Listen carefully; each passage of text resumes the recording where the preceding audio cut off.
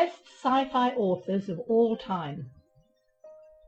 One of the things that makes science fiction so popular is that it means many things to many people. Some people will insist that they are not even reading science fiction when they read a Star Wars novel or a novel dealing with alternate history. That is what makes sci-fi so wonderful. It's easy to love and difficult to define. What other genre has so many subgenres? You have hard sci-fi, oftentimes written by people who actually were scientists. There's cyberpunk, adventurous space opera, military sci-fi, alternate history, steampunk, and even space westerns. Something for almost everybody. In truth, speculative fiction dates back hundreds of years, but modern sci-fi began to develop as we know it in the 19th century with writers like H.G. Wells and Jules Verne.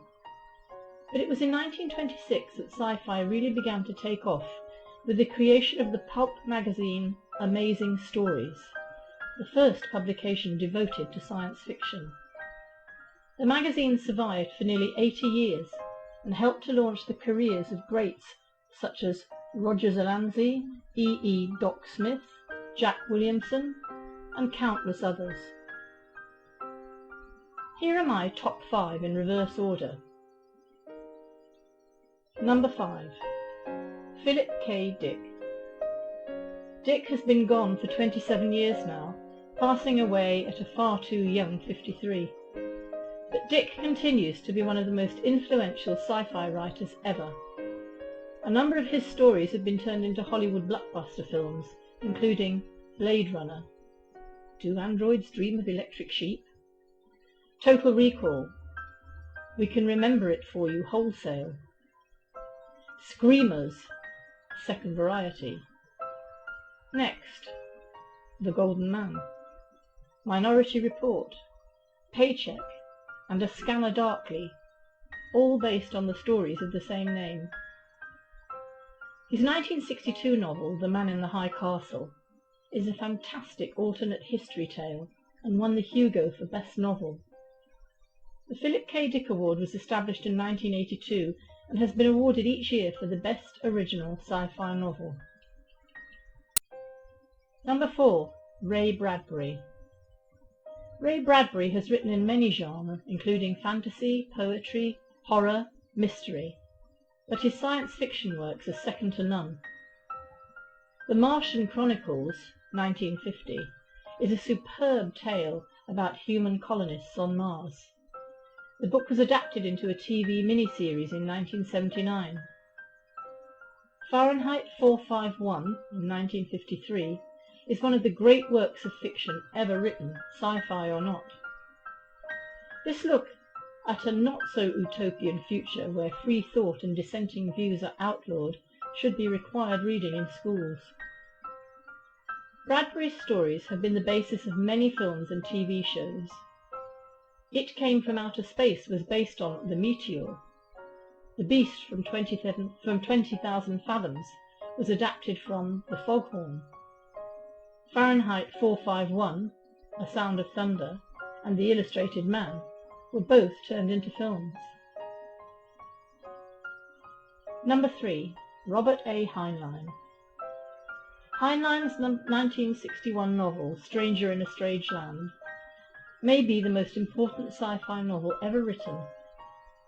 This novel lured many readers to the genre who normally would not have read sci-fi.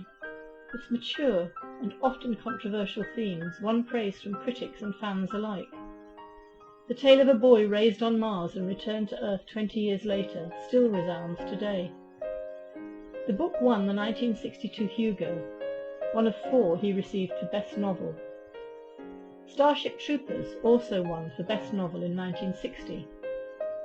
The recent films do little justice to Heinlein's original story, as they are straight action films and don't attempt to examine the political and social concepts that are in the book. The Moon is a Harsh Mistress won the Hugo in 1967. Heinlein gave readers a different kind of science fiction. It was hard science fiction, but had a literary quality rarely seen in the genre. Number 2. Isaac Asimov. The Russian-born Asimov was not only a science fiction writer but also a well-regarded scientist. He earned a PhD in biochemistry from Columbia University. Asimov was noted nearly as much for his non-fiction as his fiction. His Foundation trilogy in the 1950s is regarded by many as the greatest science fiction series ever written. The series influenced everything from A Hitchhiker's Guide to the Galaxy to Star Wars, the Warhammer 40,000 universe, even to the animated TV show Futurama. Warner Brothers is currently developing the series for film. I, Robot, actually a collection of stories rather than a novel, introduced Asimov's famous 3 Laws of Robotics.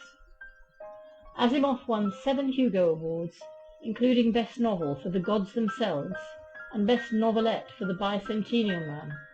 He also won 3 Nebula Awards. Number 1. Arthur C. Clarke.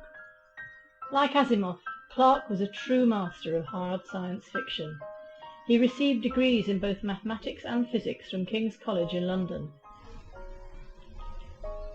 His first professional sale was in 1946 in Astounding Science Fiction magazine.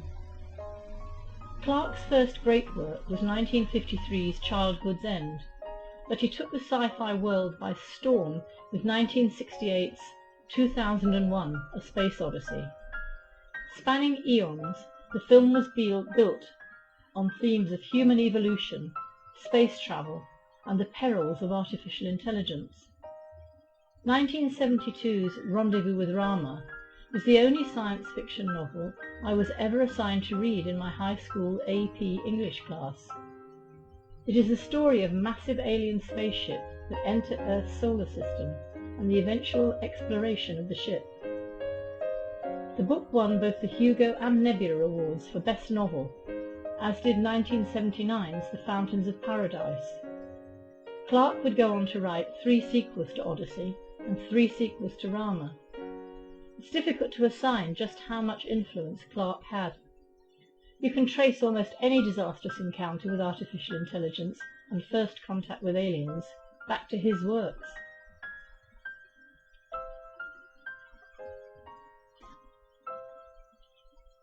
In 1987, the Arthur C. Clarke Award was established for the best science fiction novel first published in the UK. In 2005, the Sir Arthur C. Clarke Award was established for notable contributions in space exploration. Introducing Passage to Redemption by The Crew. This novel has the makings of a modern classic. One of the most interesting things about it is that it was written by a collaboration of authors. The crew consisted of 11 writers from all around the world. The writers came from all walks of life, cultures, religions, and levels of prosperity. Although the one common thread was the chosen language of English, every attempt was made to ensure the project reflected the great diversity of people in our world. This was not just a project to write a book. It was to demonstrate how complete strangers can work together creatively for a common cause. It is an epic story about artifacts from the early Mayan civilization that prophesy the end of mankind, a lost Michelangelo painting that holds a secret, mysterious visitors from another place or time, a clock ticking down to December the 21st, 2012, a race against time to save mankind. Click on the link below in the description to purchase Passage to Redemption from Amazon.